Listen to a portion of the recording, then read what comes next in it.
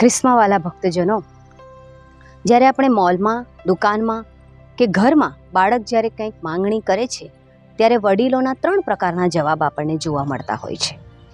પહેલો જવાબ તરત જ હા, બીજો જવાબ ના, અને ત્રીજો જવાબ હમણાં નહીં પછી, એટલે કે રાહ જુઓ. અને બાળકોની પસંદગી પ્રમાણે આ ત્રણેય જવાબોના અલગ અલગ પ્રતિસાદ આપણને બાળકો તરફથી મળતા હોય છે.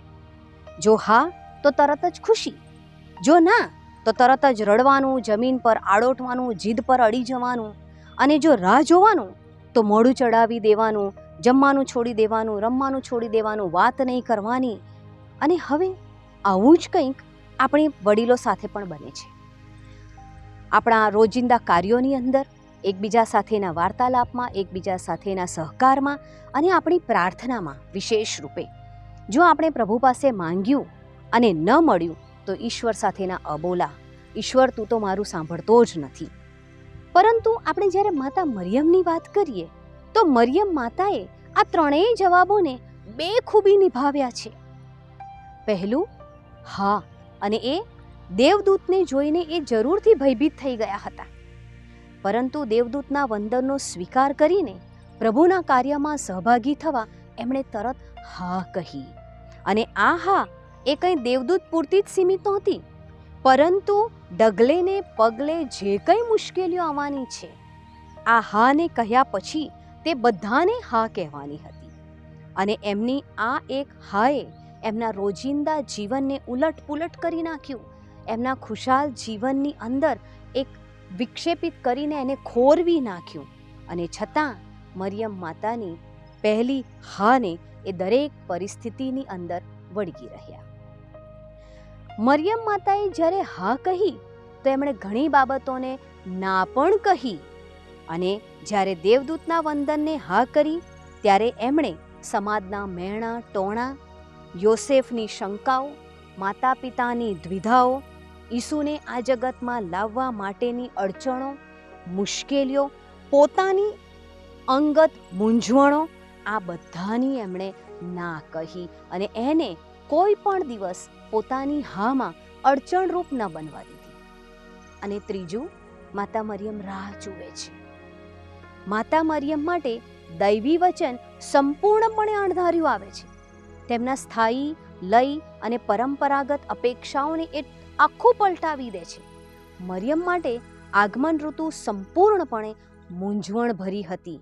અમુક સમયે એ ભયભીત પણ રહી હશે, પણ આ મૂંઝવણ પરી જે એમને પસાર થવું પડ્યું હશે, આ સમયમાં એમનો એક જ વસ્તુ હતી, અને એ હતું કે પ્રભુ પરનો અટલ વિશ્વાસ.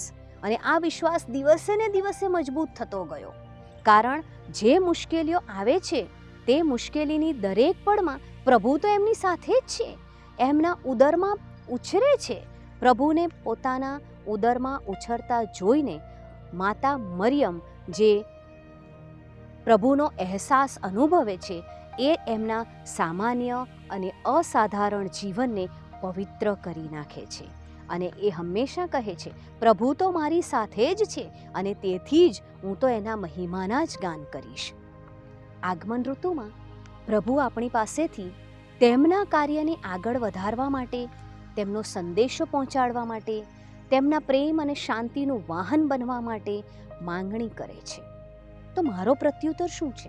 હા, ના, કે પ્રભુ હમણાં ખૂબ બિઝી છું, ખૂબ વ્યસ્ત છું, થોડા સમય પછી ભલે ને રાખો, કે પછી જ્યારે હું ફ્રી થઈશ ત્યારે તમે થોડી રાહ જુઓ. અને જો આપણા આ 3 જવાબો છે તો આ 3 જવાબોની અંદર આપણી શ્રદ્ધા કેવી છે? એક વસ્તુ યાદ રાખીએ કે પ્રભુ જ્યારે પણ આપણી પાસેથી કોઈ માંગણી કરે છે તો હંમેશા આપણને પોતાનો સાથ હોવાનો અહેસાસ કરાવે છે અને આપણને એના માટે પૂરતા પ્રમાણમાં સક્ષમ બનાવે છે.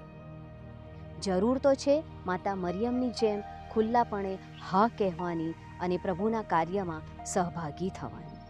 તો આવો પ્રાર્થના કરીએ, માતા મરિયમ સાથે બેસીને પ્રાર્થના કરીએ કે હે મરિયમ નંદન, તમે અમારી પાસે જ્યારે કંઈક માંગણી કરો છો ત્યારે અમને અટલ વિશ્વાસ આપો કે તમે હંમેશા અમારી પડખે જ છો, અમારી સાથે જ ચાલો છો. પ્રભુ, અમને માતા મરિયમની જેમ તમને ત્રણેય જવાબો આપવાની ક્ષમતા આપો. અમારા રોજિંદા જીવનને આવીને અસ્તવ્યસ્ત કરો પ્રભુ, પરંતુ અમને તમારો હંમેશા સાથ હોવાનો અહેસાસ કરાવો. અને પ્રભુ, આ આગમન ઋતુમાં હું તમારા માટે શું કરું તે મને જરા જણાવો. આ પ્રાર્થના અમે અમારા પ્રભુ ઈસુ ખ્રિસ્ત દ્વારા કરીએ છીએ.